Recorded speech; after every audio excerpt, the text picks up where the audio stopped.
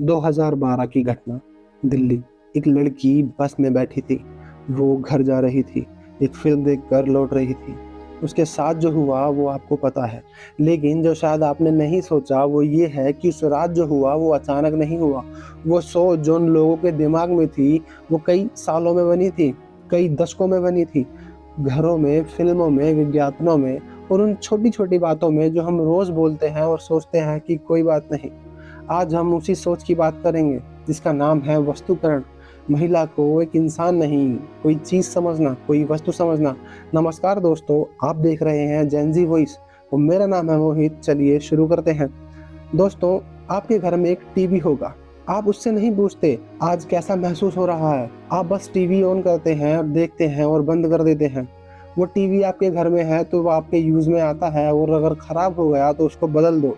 अब सोचिए अगर किसी इंसान के साथ ऐसा ही बर्ताव हो, उसकी भावनाएं नहीं बस उसकी उपयोगिता, उसकी कोई राय नहीं बस उसका दिखना, उसके सपने नहीं बस उसका काम आना। यही है वस्तुकरण। एक रियल एग्जांपल लीजिए। सुनीता विलियम्स 2 बार अंतरिक्ष जा चुकी हैं, नासा की एस्ट्रोनॉट हैं। जब वो 2024 में स्पेस में फंसी रही तो न्यूज़ कवरेज ने उनकी अचीवमेंट्स की बात की, जो कि एक पॉजिटिव पॉइंट था। लेकिन उसी वक्त सोशल मीडिया पर एक बड़ा तबका था जो बोल रहा था इतनी उम्र में ये सब करने की क्या जरूरत थी, घर पर रहती। किसने कहा था अंतरिक्ष में जाने को? एक इंसान जिसने जिंदगी भर मेहनत की, उसे उसके घर से जज किया गया। उसकी उड़ान नहीं दिखी, उसका घर छोड़ना दिखा। दोस्तों, यही है वस्तुकरण। जब किसी इंसान को उसकी पूरी जिंदगी से नहीं, केवल एक रोल से मापा जाए, उसे ही कहते हैं वस्तुकरण। तो ये सोच आई कहाँ से? इसका जवाब है एक पुराना सिस्टम जिसे हम पैट्रियार्की कहते हैं, यानी पितृसत्ता। मतलब वो ढांचा जहाँ पुरुष की बात ऊपर होती है, चाहे वो घर हो या दफ्तर हो या हर जगह। इस सिस्टम ने एक काम किया, महिला को एक भूमिका में बंद कर दिया। घर की इज्जत, कुल की मर्यादा, घर की लक्ष्मी। सुनने में शायद अच्छा लगता होगा, लेकिन इन सब में महिला खुद है कहाँ? एक एग्जाम्पल, राजस्थान की एक घटना। एक लड़की ने आईएएस की परीक्षा पास की, गांव में खुशी मनाई गई। लेकिन जब उसने कहा मेरी पोस्टिंग दूसरे शहर में होगी, मुझे जाना होगा, तो घर वालों ने कहा शादी पहले, नौकरी बाद में। वो लड़की जो देश की सबसे मुश्किल परीक्षा पास कर सकती है, उसे उसका अपना भविष्य तय करने का अधिकार नहीं था। क्यों? क्योंकि उसे घर की बेटी की भूमिका में देखा गया, एक इंसान की तरह नहीं। यही है पितृसत्ता। और पितृसत्ता अक्सर ऐसा ही करती है, इंसान को सिंबल बना देती है। और सबसे इम्पोर्टेंट चीज, फेयर एंड लवली आज नाम बदल गया लेकिन मैसेज नहीं बदला। सालों तक एक ही कहानी चली, लड़की सांवली है, दुखी है तो फेयर एंड लवली लगाई और गोरी हो गई, खुश हो गई, नौकरी भी मिली और साथ में प्यार भी मिला। मतलब उसकी वैल्यू केवल उसके रंग से तय हो रही थी, उसकी काबिलियत नहीं, उसका रंग। एक इंसान को एक शेड में बदल दिया।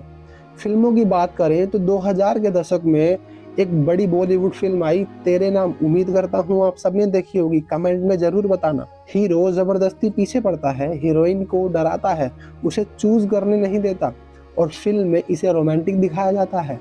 हम सब ने वो गाने गाए, उस सीन को लव स्टोरी कहा, लेकिन रियलिटी में जो दिखाया गया वो हैरेसमेंट था।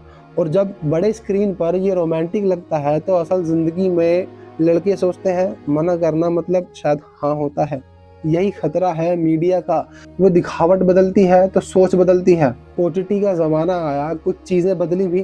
पंचायत में रिंकी का किरदार है जो अपनी पढ़ाई और नौकरी को लेकर सीरियस है। वो एक इंसान की तरह दिखती है, डेकोरेशन की तरह नहीं। दिल्ली क्राइम में सैफ शाह का किरदार एक ऑफिसर जो सिर्फ स्ट्रॉन्ग वुमन नहीं बल्कि एक रियल कॉम्प्लेक्स इंसान है। जब स्क्रीन पर ऐसे किरदार आते हैं तो देखने वाला भी सोचता है हाँ, औरत भी ऐसी हो सकती है। तो मीडिया की ताकत दोनों तरफ से है, इसीलिए ये मैटर करता है हम क्या देखते हैं। अब घर के अंदर की बात करें, एक छोटी सी बात जो शायद आपके घर में भी हुई हो। जरा सोचिए, खाने की मेज पर सब बैठे हैं, पिता ने कुछ कहा, बेटे ने कुछ कहा, माँ ने कुछ कहा, किसकी बात सबसे ध्यान से सुने?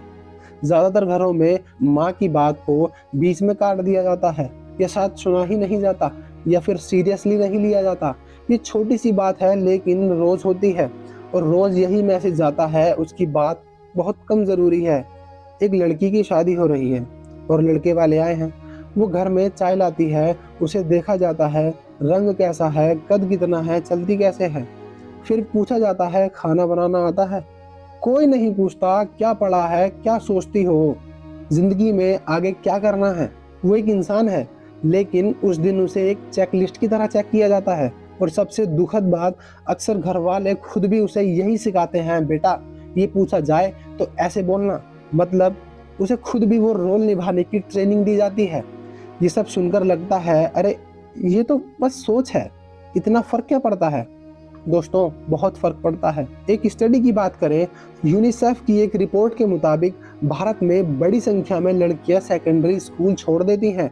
सबसे बड़ी वजह, घर वालों को लगता है कि पढ़ाई से ज़्यादा ज़रूरी है घर का काम और शादी। इसका मतलब हजारों लड़कियां जो डॉक्टर, इंजीनियर, वैज्ञानिक हो सकती थी, वो कभी हो ही नहीं पाई, सिर्फ इसलिए कि किसी ने उन्हें इंसान की तरह नहीं, एक रोल की तरह देखा। एक पर्सनल लेवल की बात, जब कोई लड़की बचपन से सुनती है ज़्यादा मत बोलो, ज़्यादा मत सोचो, लड़के क्या कहेंगे, तो वो एक दिन खुद ही अपनी बात बंद कर लेती है। वो मीटिंग में राय रखने से डरती है, वो अपनी तनख्वाह बढ़ाने के लिए नहीं बोल पाती, वो रिश्ते में ना नहीं कह पाती, क्योंकि सालों से चली आ रही इस कुरीति ने बताया तेरी राय ज़रूरी नहीं है। ये है वस्तुकरण का असली नुकसान, और ये किसी की आवाज़ छीन लेता है। तो क्या किया जाए। बड़े बड़े भाषण नहीं देंगे, छोटी छोटी प्रैक्टिकल बात करते हैं। पहली चीज़, अपनी भाषा देखिए, वो बहुत सुंदर है, ठीक है, लेकिन कभी कहा वो बहुत शार्प है, बहुत मेहनती है, बहुत अच्छा सोचती है। जिस तरह हम किसी के बारे में बात करते हैं, उससे दिखता है कि हम उसे कैसे देखते हैं। बदलाव भाषा से शुरू होता है। दूसरी चीज़, घर में बराबरी। अगर घर में बेटा डिसीजन लेता है तो साथ में बेटी भी लेती हो। अगर बेटे से पूछा जाता है कि ज़िंदगी में क्या करना है, तो उम्मीद करता हूँ ये वीडियो को सुनने के बाद आप भी अपनी बेटियों से पूछेंगे कि आपको अपने जीवन में क्या करना है, और आप अपनी बेटियों को भी उतनी ही प्राथमिकता देंगे जितनी आप अपने बेटों को देते हैं। एक एग्जाम्पल, सुधा मूर्ति की माँ ने उन्हें इंजीनियरिंग पढ़ने दिया जब ये नॉर्मल नहीं था। आज सुधा मूर्ति हजारों बच्चों की जिंदगी बदल रही है। एक माँ के उस फैसले ने कितना कुछ बदल दिया। अगर आपकी जिंदगी में भी कोई महिला है, या कोई माँ है, या कोई दोस्त है, या आपकी पत्नी, तो एक काम करिए, आज उनसे पूछिए तुम्हें क्या चाहिए, तुम्हारा सपना क्या है, और सिर्फ पूछिए मत, सुनिए, पूरा सुनिए, और बिना काटे, बिना जज किए। बस यही है एक बड़ा बदलाव।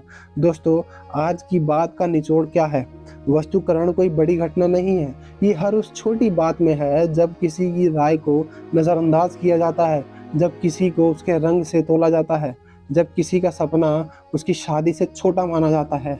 ये सोच हमें विरासत में मिली है, लेकिन विरासत में मिली हर चीज़ को ढोना जरूरी नहीं है। याद रखिए, जो समाज अपनी महिलाओं को इंसान की तरह देखता है वो आगे बढ़ता है, जो उन्हें एक वस्तु की तरह देखता है वो वहीं रुक जाता है। तो आगे बढ़ना है तो सोच बदलनी होगी, और वो शुरुआत आज से, आपसे और यहीं से। सुनने के लिए शुक्रिया। तो उम्मीद करता हूँ आपको ये वीडियो पसंद आया होगा।